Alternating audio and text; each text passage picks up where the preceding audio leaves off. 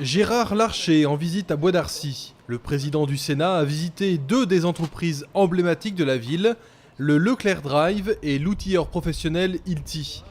L'occasion pour l'ancien ministre du Travail de marquer son attachement à la formation en entreprise, l'un des axes majeurs selon lui pour gagner en compétitivité. Gérard Larcher, qui fut maire et sénateur de Rambouillet de nombreuses années, se réjouit de la dynamique économique de Bois d'Arcy et Versailles Grand Parc, à proximité de Saint-Quentin-en-Yvelines. D'abord, c'est un bassin où les chiffres de l'emploi sont plutôt bons et font rêver dans le reste du pays. C'est en même temps, on le voit bien, une période qui n'est pas facile, où les communautés d'agglos doivent se battre pour le développement économique.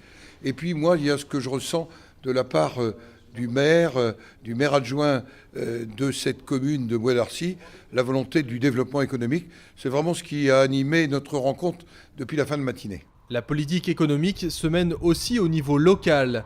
De nouvelles installations sont prévues à la Croix-Bonnet dès l'année prochaine, comme la cour des matériaux du Leroy Merlin ou le parc d'entreprise Méliès 3.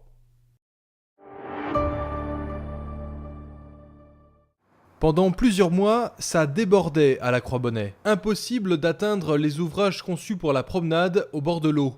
Un problème qui devient récurrent chaque année.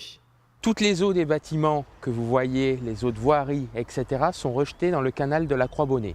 Ce canal est un bassin de rétention qui collecte les eaux. Ces eaux sont traitées et renvoyées au niveau du bassin du Leclerc. Avant de parvenir jusqu'à ce bassin, l'eau passe sous la ville par la rigole des Claix, dont le débit ne suffit pas à évacuer le surplus.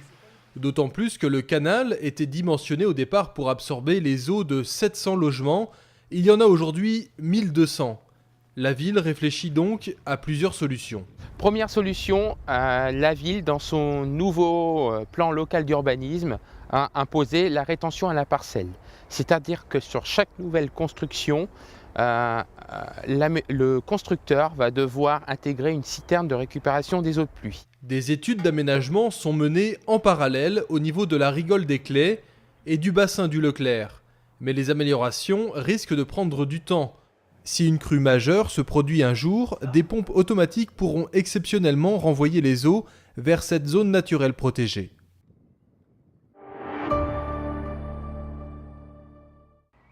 L'école de musique de Bois d'Arcy retrouve une seconde jeunesse. Toutes les classes ont été refaites ces derniers mois pour un meilleur confort acoustique. Les travaux réalisés en 2013 présentaient de nombreuses lacunes en termes d'insonorisation. Là, on a fait appel à un acousticien qui, après toutes les mesures, a décidé de mettre, je dirais, un certain nombre de constructions avec des cloisons acoustiques excessivement épaisses pour isoler du bruit des locaux attenants. Donc les portes acoustiques, des plafonds acoustiques, des baffles acoustiques pour les aigus, des baffles acoustiques en contreplaqué pour les basses, pour éviter les résonances, pour éviter les points acoustiques. Voilà. Les travaux ont permis de redécouper les salles et de construire une pièce particulièrement insonorisée pour la batterie. Des aménagements lourds qui ont pris plus de temps que prévu à cause d'une cloison qu'il a fallu désamianter.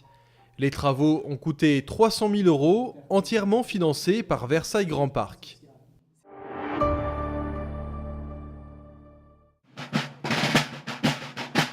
Bois d'Arcy accueillait le 16 avril dernier le congrès départemental de l'UNC, l'Union nationale des combattants.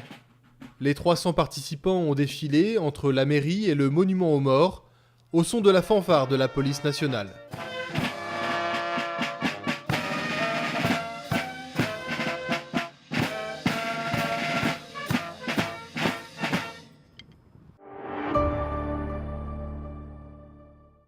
C'est une tradition chère aux Arcysiens. Le repas de l'amitié a cette année encore rassemblé plus de 400 seniors dans la salle des fêtes sur 2 jours. Un moment de convivialité et de partage incontournable et très apprécié.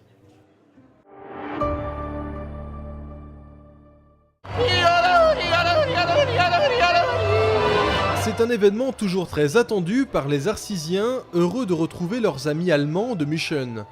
La 9e édition de la Fête de la bière, organisée par le comité de jumelage, a rassemblé 250 participants au COSEC. C'est très important pour moi. Je suis maintenant la 3e fois à Bois d'Arcy Et c'est une grande fête avec beaucoup d'amis, avec nos amis françaises. C'est ma première en France et c'est une fête grande. C'est déjà une convivialité avec le jumelage, l'échange qu'il y a avec Michel, et puis ça représente la fête, la convivialité, on en a besoin énormément en ce moment. Démonstration de danse pour les Français, du vélo acrobatique par les Allemands, sans oublier bien sûr la traditionnelle choucroute géante et la fameuse bière en provenance spéciale de München, l'occasion de trinquer avec modération.